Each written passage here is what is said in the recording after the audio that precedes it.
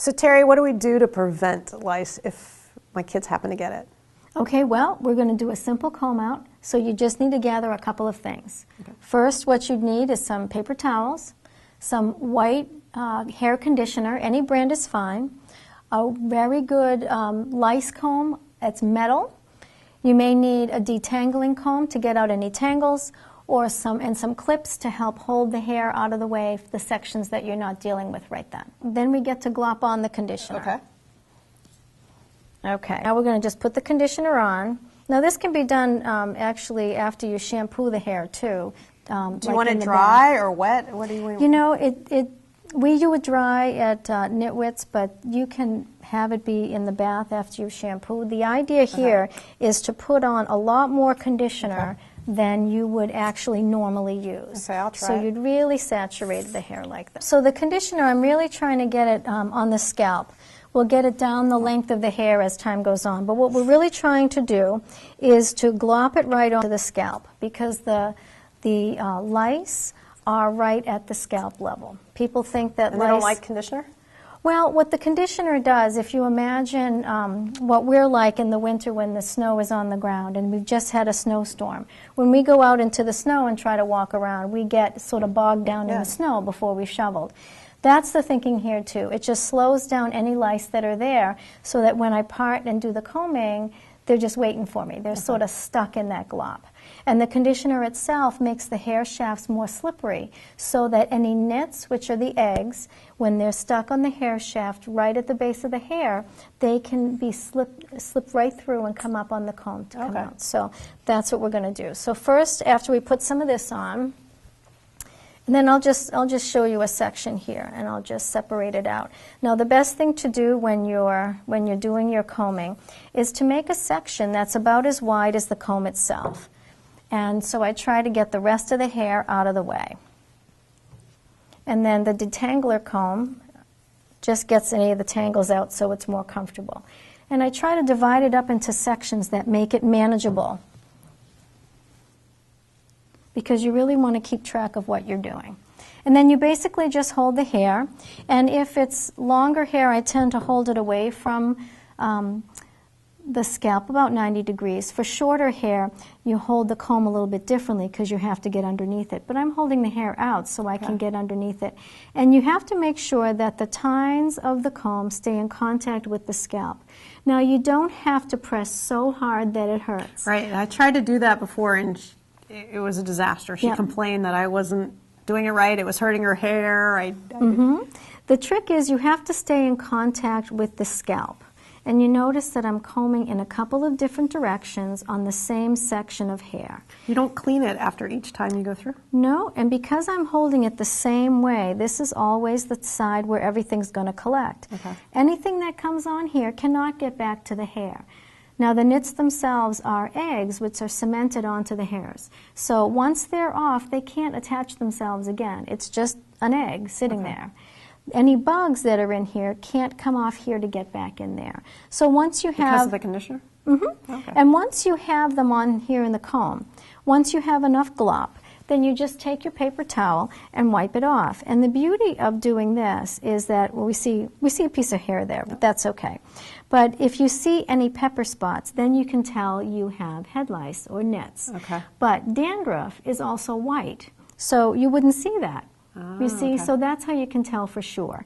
Because sometimes people who see white flecks in their hair get nervous that, oh no, I must have head lice because I have white flecks. Well, you could have dandruff and you may have head lice from scratching, but the only way to really tell is to check like this, because this is a big forest, and I equate this to sort of like the rainforest. And if I were to tell you, go and find a certain type of monkey in the rainforest, and you were parting the trees, the chances of you parting the trees in exactly the right place to see that monkey are pretty slim.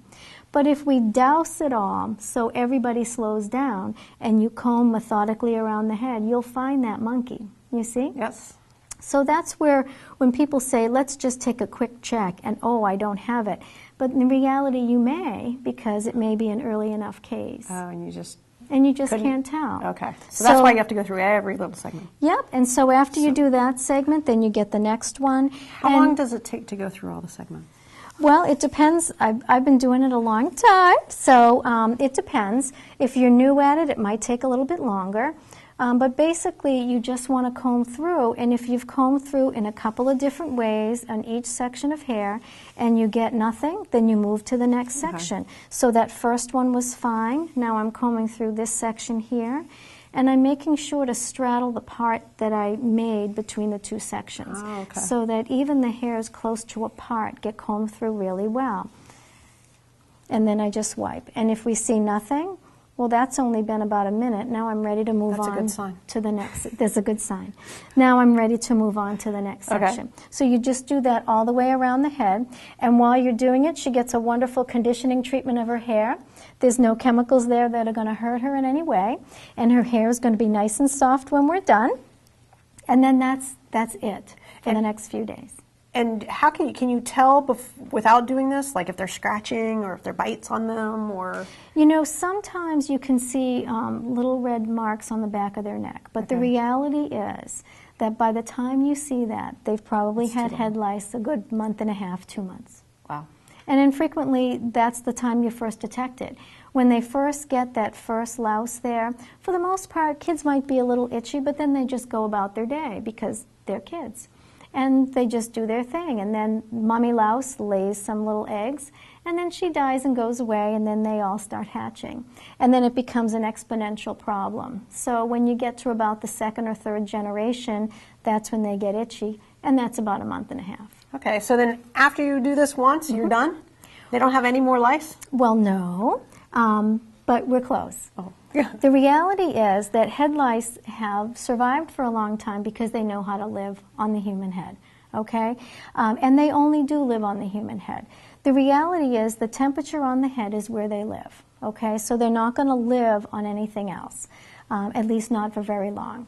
But this is where they like to be. So, and they always are close to the scalp. So if you comb close to the scalp, you can probably get them. Okay. But the reality of the nits being so small, like specks of pepper, my combing today may not be able to get all those specks of pepper out because they may be right at the base of those hairs, which could be sort of a very small space away from the scalp. But in a few days from now, that nit, which takes about 7 days to hatch, hasn't hatched yet, but it's a little plumper and the hair has grown a little bit. So the chances of getting the comb underneath it in 3 days are very good, but it hasn't been 7 days and it hasn't hatched yet. You see what I'm saying? So if by chance you miss something today, in 3 days when you comb again, you will comb something out. And that just decreases the chances that they're going to mature into adulthood and continue your problem. Okay, I'm going to try to do this myself, and I want to see if she doesn't scream. Okay. And just how to figure this out, and then if I do something wrong, you can maybe help me. Okay, so let me see here.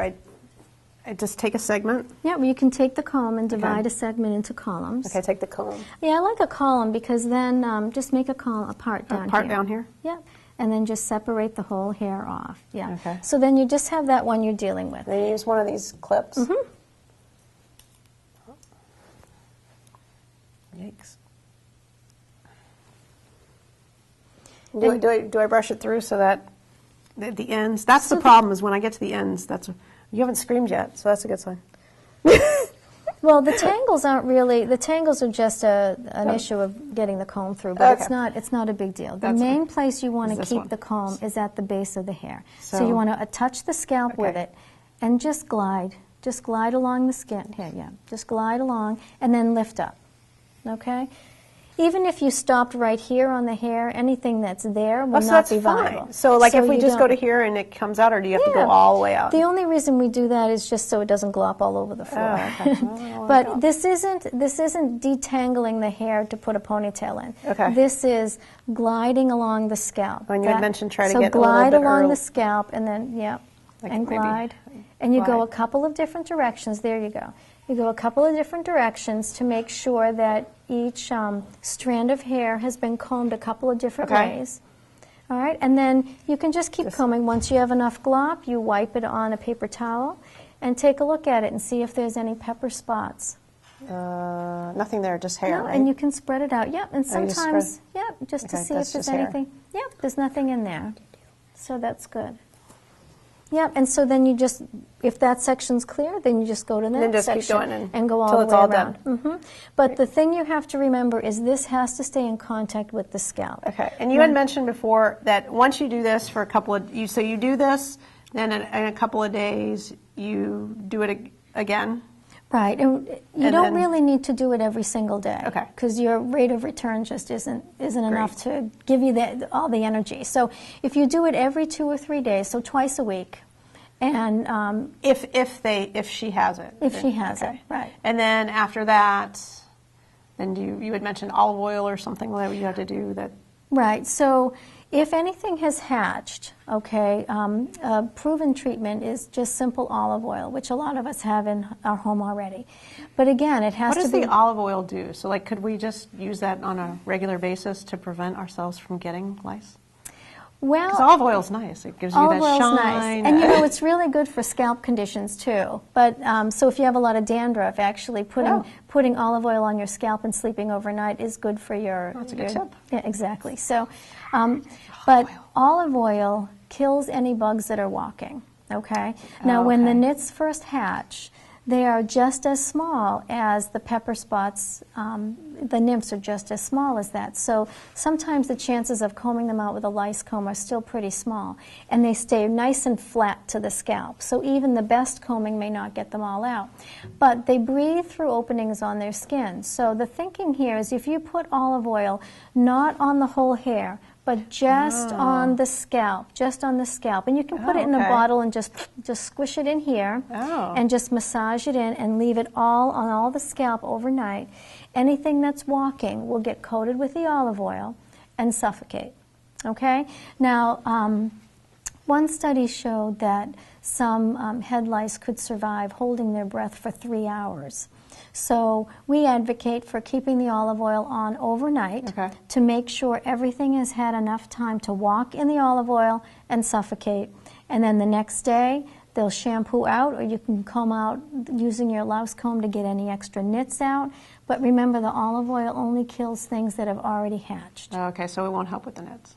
No. Okay. No. Thank you, Terry. You've really helped me figure out how to detect and also prevent having lice and then treat lice if any of our kids get lice. So I really appreciate it. Thank you very much for coming on to This Mom Needs Help. You're very welcome.